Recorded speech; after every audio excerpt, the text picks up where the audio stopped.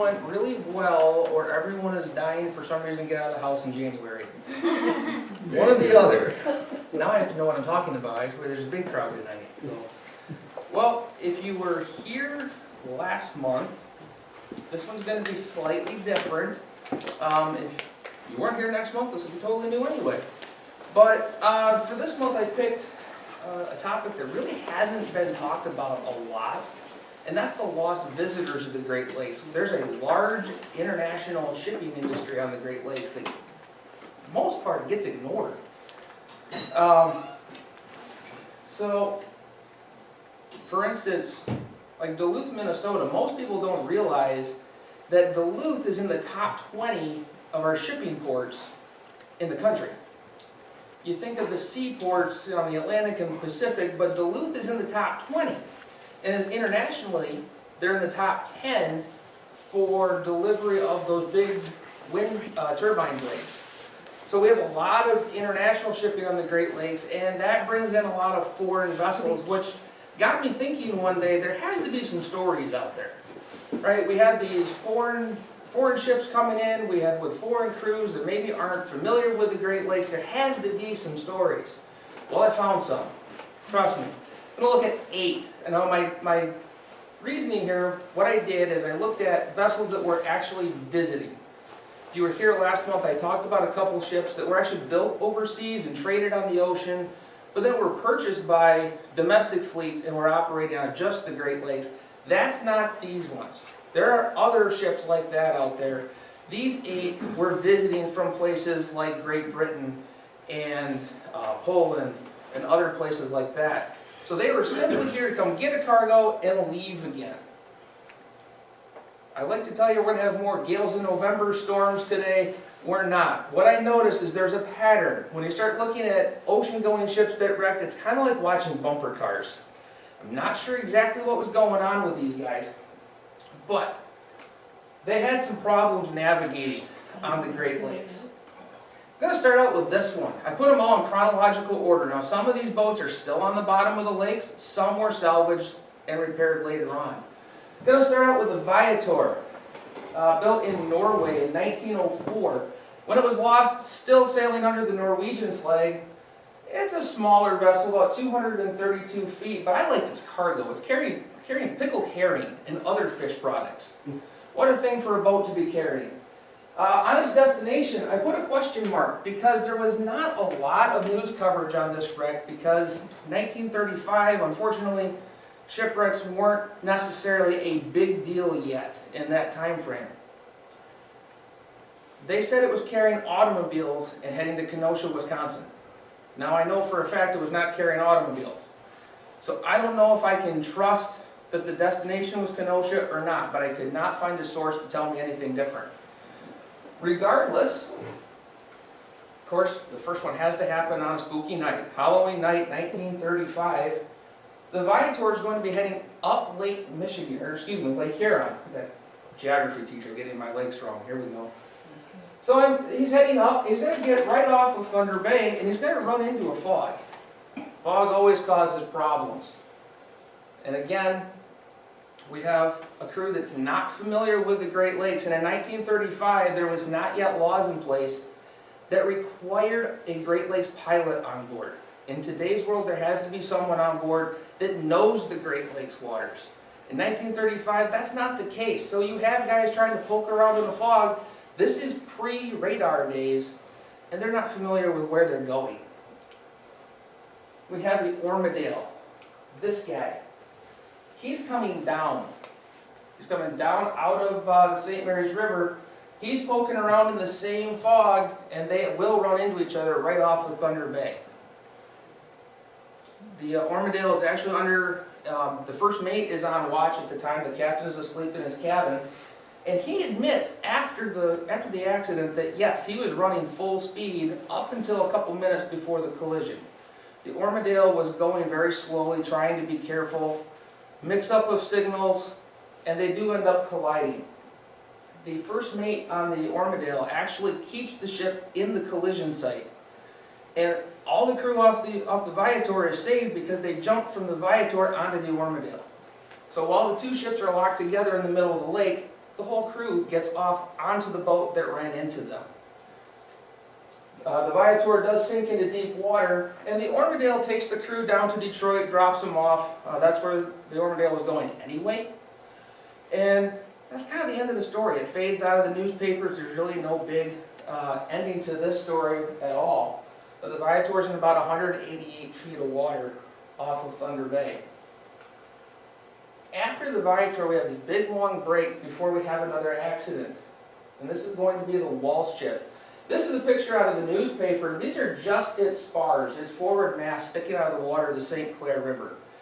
I tried so hard to find a picture of this boat when it was floating so you can see what it looked like. I couldn't do it. There's probably sources I don't know about. I did my best. This is the only boat I don't have an actual picture of for you. But this is how he ended up on the bottom of the St. Clair River. Built in 1953 in Germany, still owned by a German company when it was wrecked. 205 feet long, carrying steel beams to Muskegon.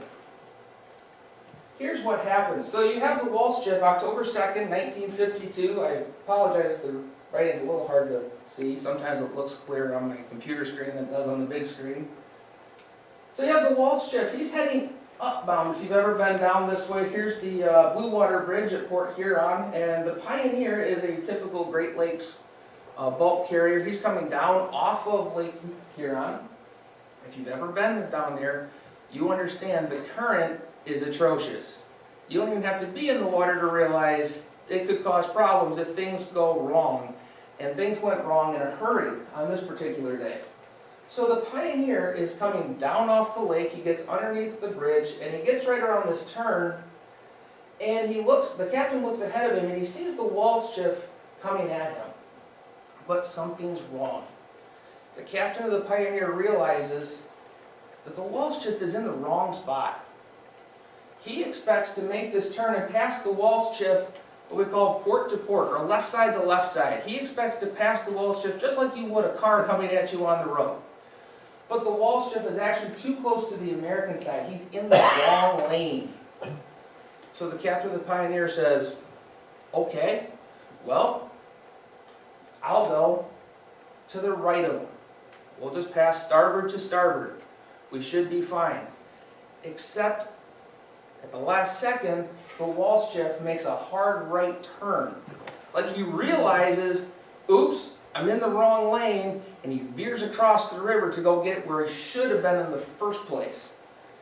The Pioneer's coming downbound with that current that's roaring down off of Lake Huron. He has no chance to stop. He tries, he drops an anchor, he puts it full speed reverse, and the Walsh ship, it almost works. The Walsh ship almost gets completely across the Pioneer's bow, but he slams into the Walsh ship's stern on the port side.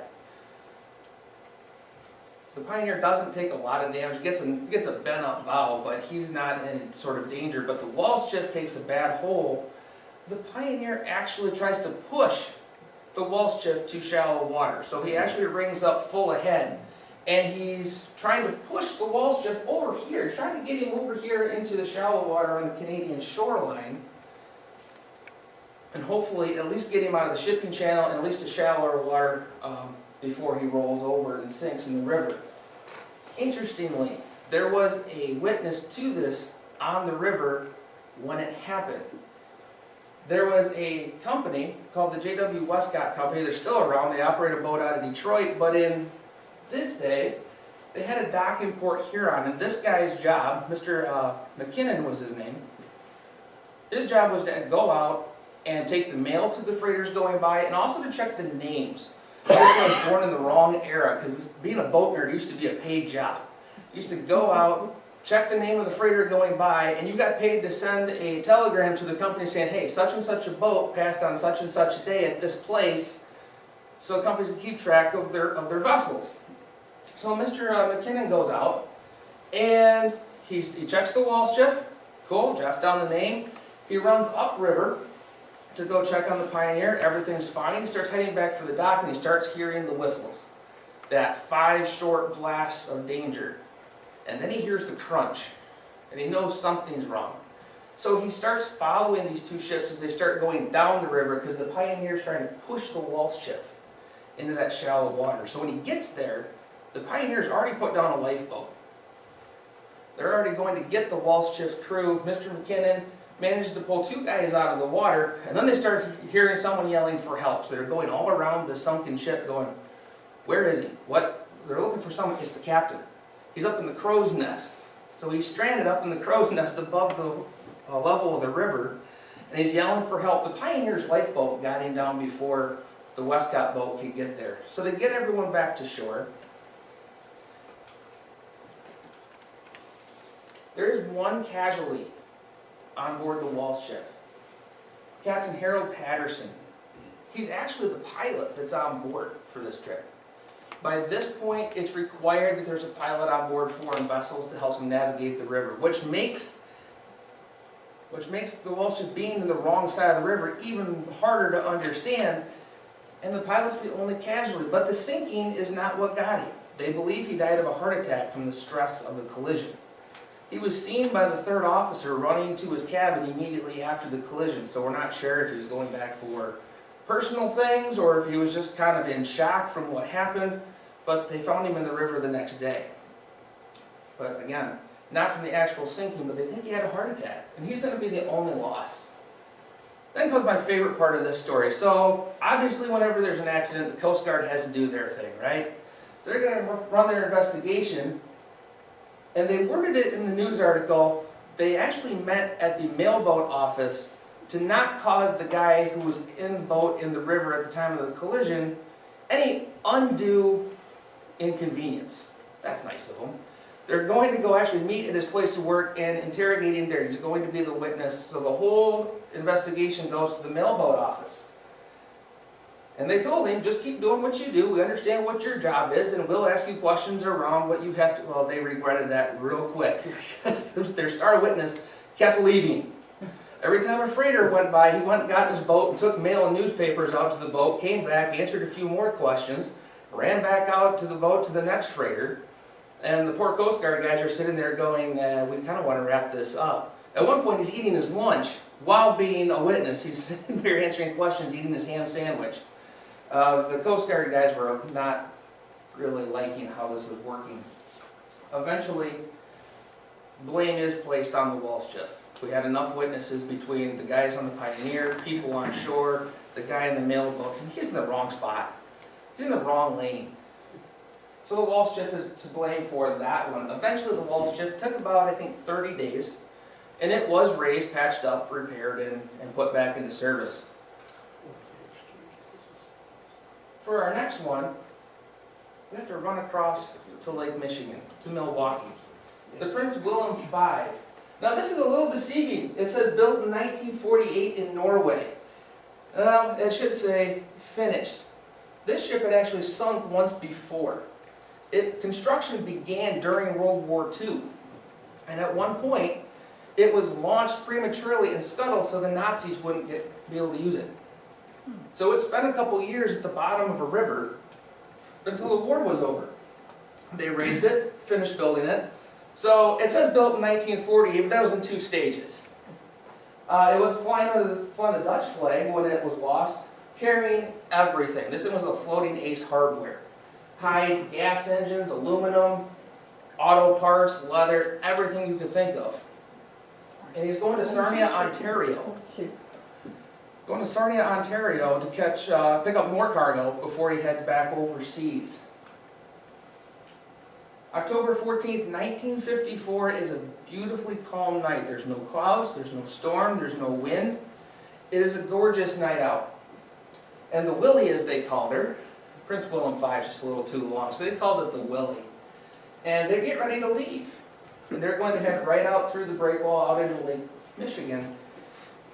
And they decided, there was a pilot on board, just like I mentioned, they decided they didn't need to turn on their radar. They'll regret that decision. They admit afterward it was working perfectly fine. There was nothing wrong with the radar. They just decided they didn't need it. They could see for miles. No reason to bother turning it on. So the Willie's going to go right out through the breakwater. He's heading out into Lake Michigan, and they see lights off their starboard bow. And that's going to be the Sinclair Chicago, which is a tugboat. So far, no problem. They see the lights, they see what's going on, they know the tug is actually going to Milwaukee, it's going where they just left. Okay, so they change course. They're going to head a little bit south, and then they're going to head back east to pass behind the tug. Here's where they wish they turned on their radar, because what their eyes couldn't see, but radar could have, is the tugboat was pulling a barge. And they actually steered between the two. And later they said we never saw the barge. And tugboats, when they're pulling a barge, are supposed to have a certain set of lights that signify I'm pulling something. And the tug didn't have that up either. So the guys on the Willie really had no reason to know there was a barge. The tugboat captain realized what was going on. He turned a spotlight on the barge so everyone could see it. And he starts to play out the tow cable. He's trying to get that steel cable to drop to the bottom so this freighter can go right over the top and hopefully avoid disaster, but he wasn't quite fast enough. So that steel tow cable caught on the Willie, and it pulled the barge, the Sinclair number 12, pulled it right into a starboard bow and punched, I think, about a 20-foot hole in it. Didn't take them long to realize they weren't going to be able to save the ship. The crew all got off the Willie. No one was lost in this wreck, and pretty soon the Coast Guard motorboat came out and towed them into Milwaukee. And in the course of the investigation, the tugboat captain said there were portable lights on that barge. Normally they're supposed to be up on a mast, but this barge didn't have one. So he said, I attached them to the towing bits. They're portable units. Well, when they went aboard, the barge actually was not lost. The tug and the barge did not sink. Only the Prince William did. They went aboard the barge. The lights weren't there, nor were the fastenings to put them up. So the Coast Guard concluded one of two things. Either they were never there to begin with, or they were lost in the collision. Couldn't really prove either one. Blame is placed on the tugboat for not having proper lights. But in the course of the investigation, the Coast Guard surveyed the wreck, and they had a problem. They deemed it a hazard of navigation because the wreck came up higher than 40 feet from the surface. So they put a buoy on it, and they marked it as a hazard. And then they put out a bid process. They said, we need someone to go down and demolish this thing so it's deep enough that boats can go over top of it. It's to be below 40 feet. Well, one of the local salvagers won the bid. He said, I'll do it for $50,000. Coast Guard said, it's all yours. Go to it. When he dove down there, what he found out was the whole wreck was not too high. The only part of the Prince William V that was above that magic 40-foot mark was a gangway door that was sticking up on its hinges. So he went down, cut off the door, came back up and said, give me my $50,000. And the Coast Guard said, we're not paying $50,000 for you to cut off a door. They wound up with a settlement out of court. I think he got $40,000. So the Coast Guard wound up paying a lot more than what they wanted to, and this guy got a really good payday for about an hour's worth of work. So the rest of the wreck is just like it was when it hit the bottom. It's a very popular dive site now. So the Willie is still there. Moving on to the next one, the Monrovia. Another what I call a local wreck. This one's right off of Thunder Bay as well. Built in 1943 in Scotland, it's actually flying the Liberian flag when it's lost. Carrying 4,000 tons of sheet and bar steel from Antwerp. Some of it's going to Duluth, some of it's going to Chicago. And try as I might, that is the only picture of the Monrovia I could find floating. Plenty of the wreck site, but this is the best I could come up with. Mid-20th century, there weren't all the boat nerds out taking thousands of pictures of these things, so it's a little bit hard to find the older pictures. June 25th, 1959, the Monrovia is heading up Lake Huron. He's going to run into this guy, the Royalton, your typical Great Lakes freighter. Once again, it's fog. I don't know what it is about Thunder Bay, but we have fog. And so the Monrovia and the Royalton are going to be coming at each other. There is a mix-up in signals again, and they wind up colliding right there. It should be a pretty simple story. The crew immediately, all the sailors actually were Greek. It was flying the Liberian flag, but they were an entirely Greek crew. And after the collision, they just left the boat. They got in the lifeboat, and over the side they went. They did issue a mayday call. The Monrovia is not going to go any further. The Monrovia is still at the bottom, right out there. Only a couple miles from the Viator. We have this little collection of ocean goers right off Thunder Bay. You can see the damage to the Royalton. Just got kind of a bent up front end there. But the Monrovia is going to go down. So the crew issues a mayday call. They get in the lifeboat. The mayday call is heard by this guy, the Norman W. Foy. It takes him about 40 minutes.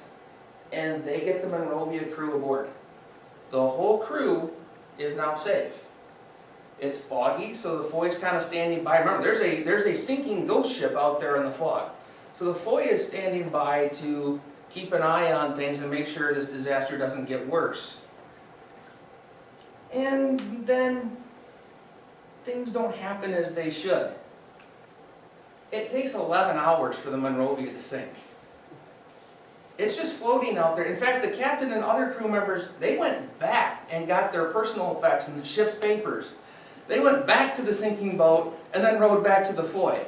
They probably should have been able to do something to save the Monrovia. So all these poor guys are hanging out on the Foy, watching the radar going, well, it was sinking when we left it. I don't know what's up.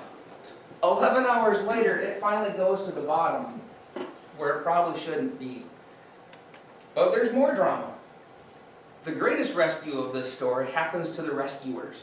When the mayday call goes out, there are two men from the Alpena Light Station go out in a 25-foot motorboat to go help with the rescue. And they get out around Thunder Bay Island and the fuel pump and their motor quits. So they're in the fog, miles from shore, their engine quits, and oh yeah, they're in the shipping lanes. They're listening to freighters go by them throughout the night. At one point, one went close enough, their little motorboat was getting bobbed around on the wake of this big freighter that they could not see. They're kind of in a bad spot. There was a small tarp or canvas. The one guy rigged up a makeshift sail and at least was able to get the boat moving again and got to within about 3 miles of Thunder Bay Island, where they were found the next morning. They spent all night out there in the fog in the shipping lane. They went out to be the rescuers. They wound up having to be rescued, but in true Coast Guard fashion, they were never lost. They knew exactly where they were. They just couldn't get back. But they at least admit they were scared, especially when they were bobbing on the wake of the one freighter. The one guy says, I thought we bought it. I didn't think we were coming back from that.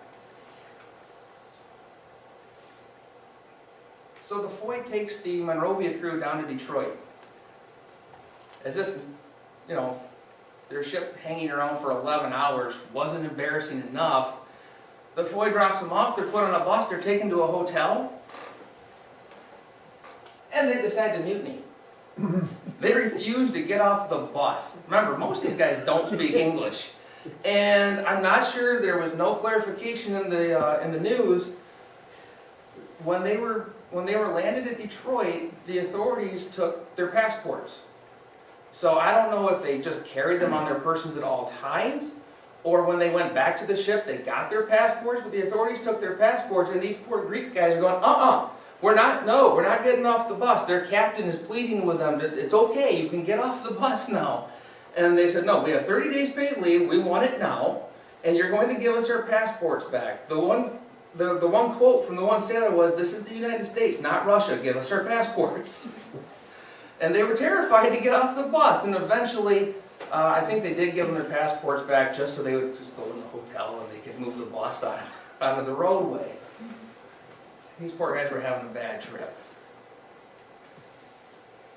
Next we go back to Lake Michigan, the Francesco Morosini, built in 1922 in Germany. Again, flagged Liberian when it was lost, carrying a lot like the Prince William V, a little bit of everything, another one of those floating ace hardwares. Heading to the Netherlands and to Germany is going to be a split load.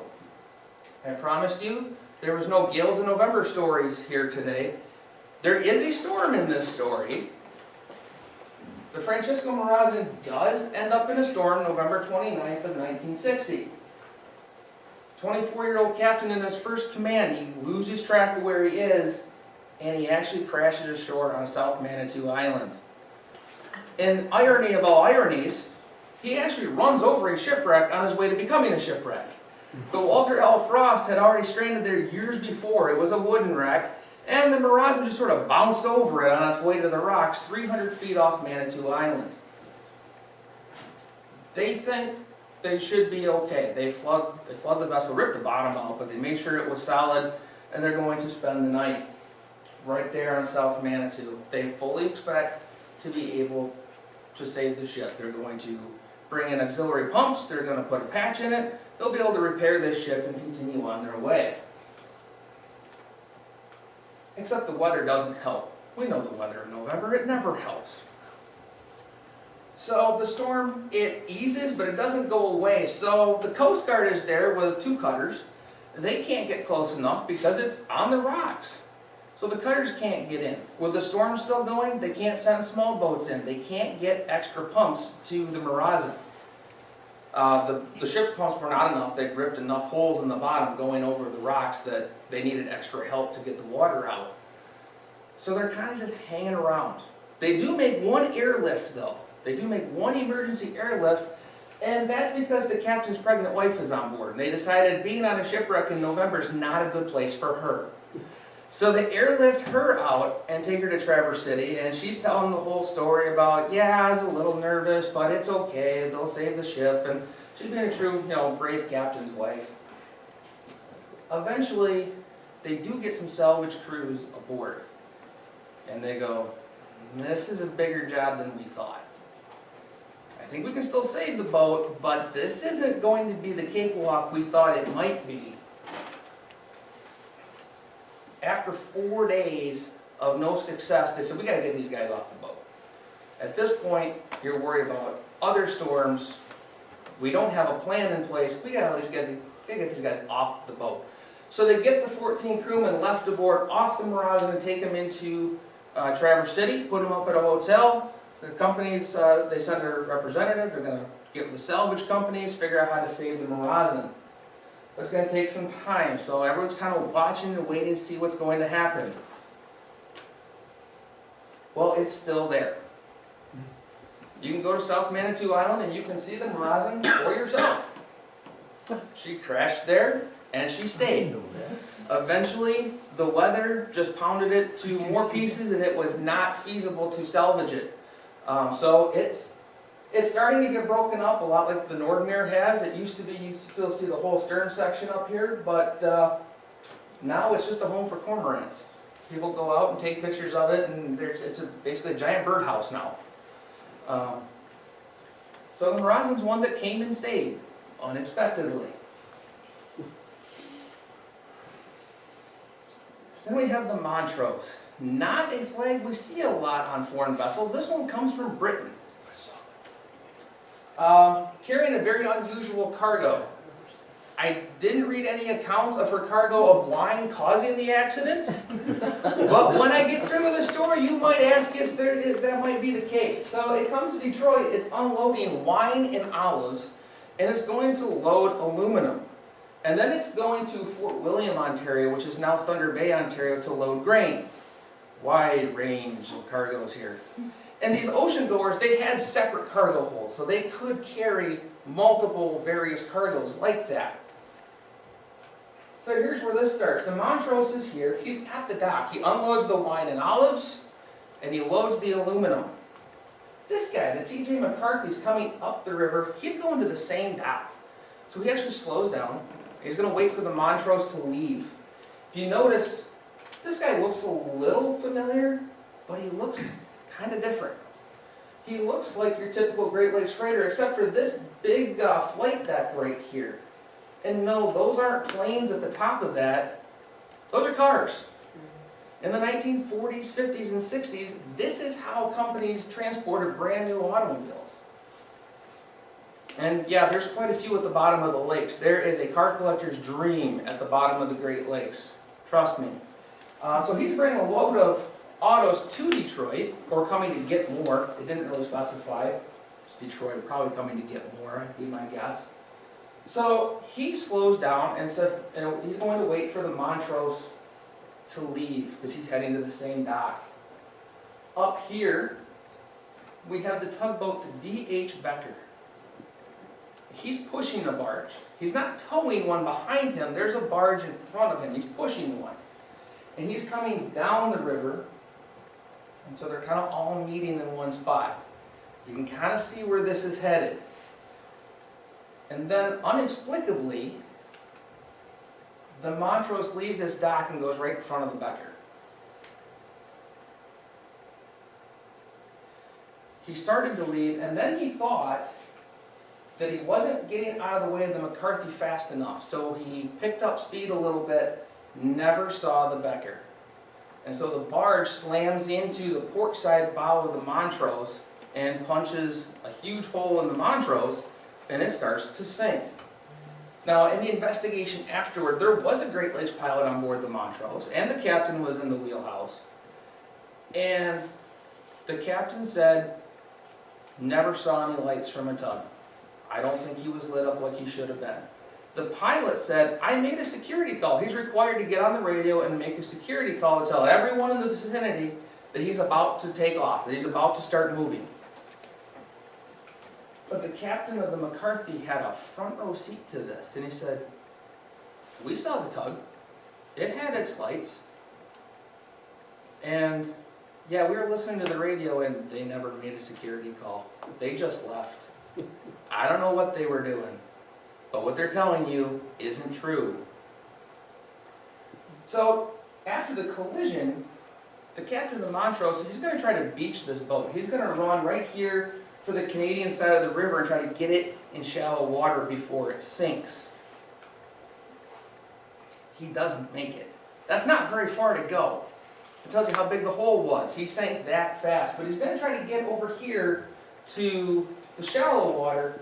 But you can see as he's sinking, it kind of looks like the movie Titanic, right? The bow's going down and the stern comes up and the propeller and the rudder come out of the water. So he can't maneuver anymore. He can't go forward. He can't steer. He's in the Detroit River. So the current catches the sinking boat and actually washes the boat downriver as it's sinking. He's going to end up underneath the Ambassador Bridge. And this was quite the tourist attraction for about a week in Detroit. It was just in the news a couple months ago. There were some anniversary articles that I was reading and people remembering their parents taking them as kids to go see the sinking boat. I remember that, Jeff. My dad took us down there to see that. All right, see, I'm not lying to you. I have evidence. It really happened. It's good. Obviously, you can't go to Detroit and see the Montrose now. It was in the middle of the river, right in the shipping lane. So it was salvaged. It's not there anymore. The Elmstein, another river accident. Are you noticing all the collisions here? Remember what I said about feeling like you're watching bumper cars? These guys had some troubles. Built in Germany, still sailing for a German fleet when it was lost. Carrying steel products and chemicals, bound for Kenosha, Wisconsin. Hang with me, this one gets a little bit confusing, and trust me, trying to put the animations together for this was not easy. This involves 3 vessels, and interestingly, this is a collision between 2 ocean ships. These are 2 visitors that hit each other. So it's right off St. Clair, Michigan. We have the Olympic Pearl, the other ocean ship. He's coming down the river. And so the Elmstein is coming up. But he makes the decision here before he sees the Olympic Pearl. There's a lake freighter here called the Buckeye, and the Elmstein decides to pass him right there. So when the Olympic Pearl comes around this corner, or the turn, he's actually looking at 2 freighters coming at him side by side. Now it's not a Jaguar. You can't slam on the brakes here. He has to figure out what to do. And a little bit of backstory on the Pearl, all the way down the river 2 times. They'd been passed by an upbound freighter and they'd gotten a call on the radio saying, hey, your running lights aren't on. Your running lights aren't burning. We can't see you. And the crew went out and checked them both times and said, they're on. The lights were on. So something about the design of the Pearl and where the lights were put made them very difficult to see. maybe this played something into it that was never really clarified in the investigation. So the Pearl has to make a decision here. He's got two vessels coming at him. So he decides his only course of action, he's going to go right down the middle. He's going to split them like goalposts. It's football playoff time. I've got to get a football reference in there somewhere. So he's going to pass the Buckeye port to port, or left side to left side, and he's going to pass the Elmstein starboard to starboard, or right side to right side. So he issues the appropriate whistle signal. So to pass port to the Buckeye, he blows one blast on his whistle. And then he blows two to the Elmstein to go starboard to starboard. They both answered with one whistle. At which point, the pilot on the Pearl goes, uh-oh. So he blows the danger signal, 5 short blasts, and then he repeats the 2 blast starboard to starboard signal to the Elmstein, and he gets no answer. They're coming at each other. Again, you can't slam on the brakes. And as he comes down, the Elmstein apparently still thought they were going to pass port to port, and he crosses right in front of the Olympic Pearl. And so the Olympic Pearl is going to slam into the port bow of the Elmstein. Once again, we have another collision in a river. Fortunately, everyone got off the Elmstein because fortunately, and I don't know why, on October 6th, right on the water, the desk sergeant at the state police post had his window open. And he actually heard the collision. He heard the whistle signals, and then he heard the collision, so he immediately dispatched the state police rescue boat. And so they went out and got most of the crew, and there were some private craft that also picked up some people. He also had to call in off-duty officers to come direct traffic because everyone was stopping in the road to watch the show. And you couldn't get through St. Clair. So he had to call in guys off duty and say, can you come tell the nice people that you can't stop here and watch the ship sink, you need to move on. So everyone gets off of the Elmstein.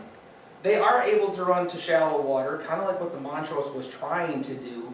So he ends up like this. Newspaper pictures from the 60s aren't what they are today, but you can kind of see the damage here. There's one reason why there were no casualties on the Elmstein. Now the crew had a habit or a tradition. Every night, whoever wasn't working, they'd get together and they'd play cards at night. Didn't say what kind of game. I'm guessing probably poker from other stories that I've heard, but didn't say. That was what they did every night. They'd get together in one of the rooms and they'd play cards every night, except that night. And where they played is just about where the Olympic Pearl slammed into them. If they had had their usual nightly card game, there would have been several guys lost, not in the sinking, but in the collision. The captain, he's an optimist. He tells the news that a 40-foot hole in his ship is no big deal. He's going to finish his trip to Chicago. The owners, the Coast Guard, and the salvagers had a different opinion. He went nowhere. And it took about 15 days, and it was refloated, and this is the day it was refloated. You can better see the big hole right here where the collision happened. And it's towed to River Rouge down by Detroit for temporary repairs, and then hauled off to Montreal for more permanent repairs and put back into service. And then the last story. I like to say I left the best local story for last, but chronologically, this is where the Nordmeer goes. Everyone knows about the Nordmeer, especially the fishermen. Fishermen around here have been thankful for that captain for running on those shoals for years. Everyone wants to go fishing out there. It's a German boat, still sailing for a German company when it's lost, carrying 990 rolls of steel, headed for Chicago.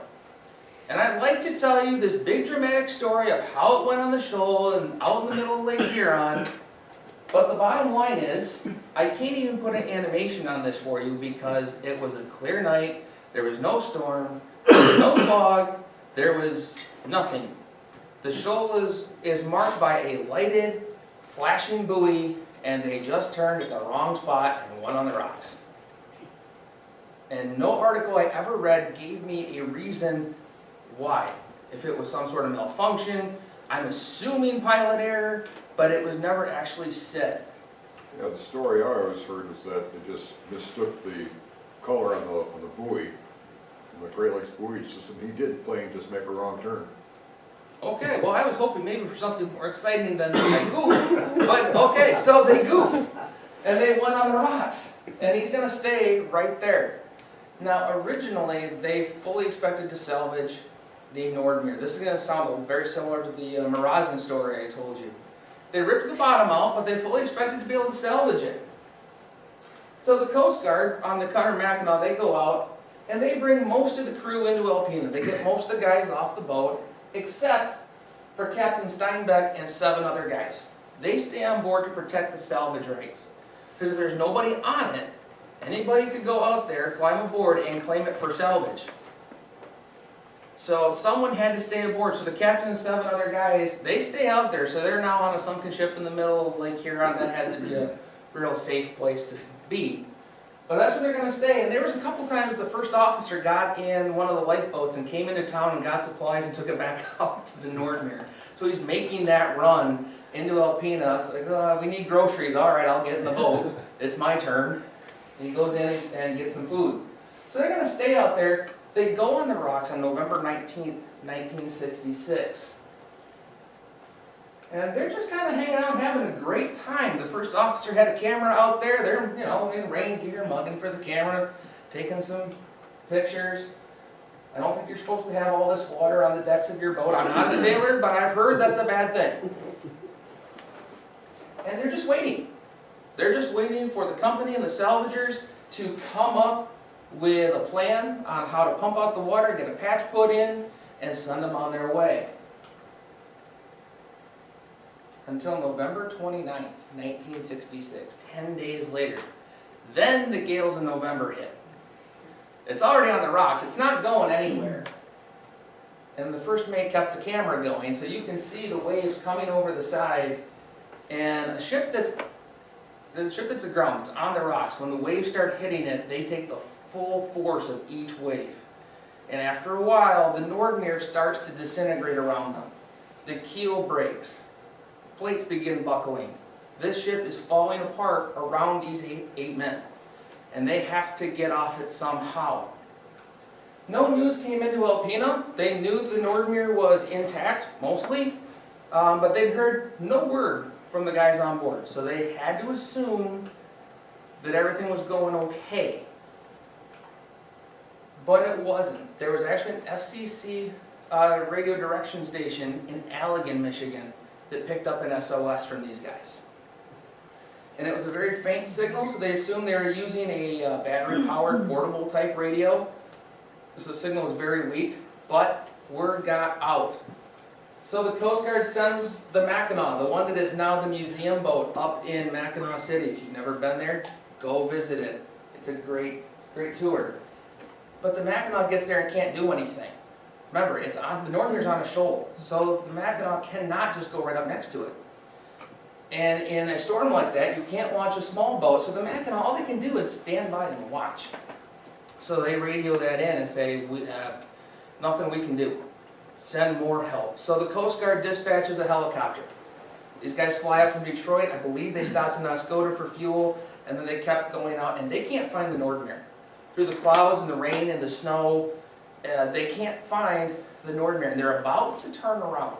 They're about to call the search off and go back. They were worried about ice on their helicopter too. It was starting to ice up. So they were about to make the decision to turn around, go to Alpena, get fuel, de-ice, do what they had to do. And the co-pilot says, 2 more minutes. Let's go back out. Let's keep going for 2 more minutes. We have enough fuel for that.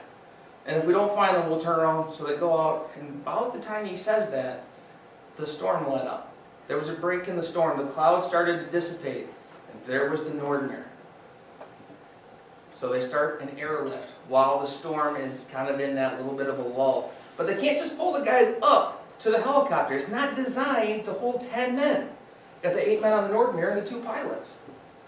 So they actually airlift these guys one at a time. They pick them off the Nordmeer, fly them over to the Mackinac, and send them back down on a boat that's bobbing like a cork. That's not a small feat. I'm not sure how I would feel. I might be looking at the sling going, I'll take my chances with the big boat. it might last longer. But they did one at a time, from the Nordmeer to the Mackinac, and they got them all.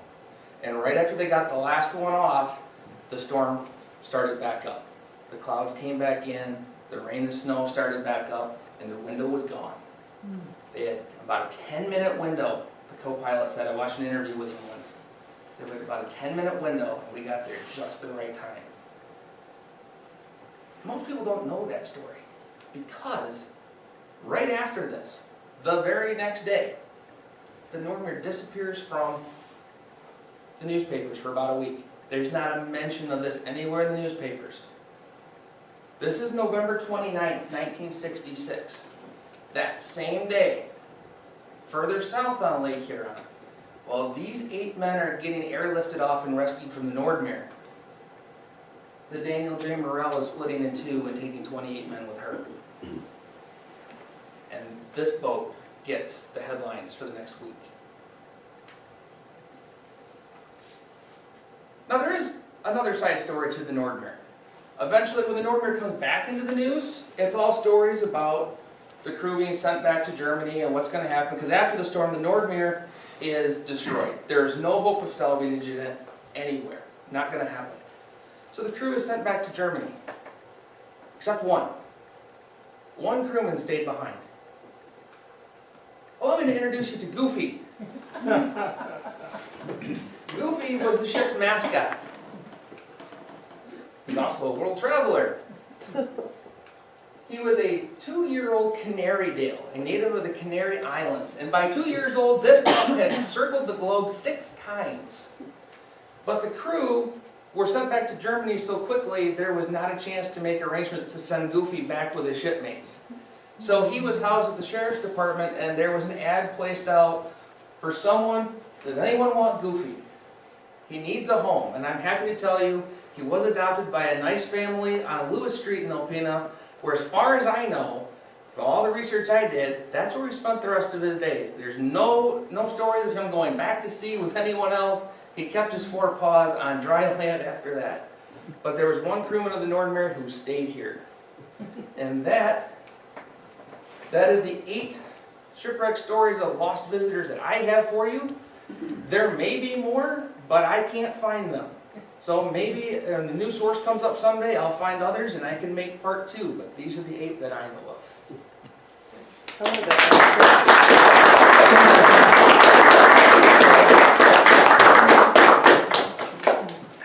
Did I confuse anyone? So why were they hauling horse hair?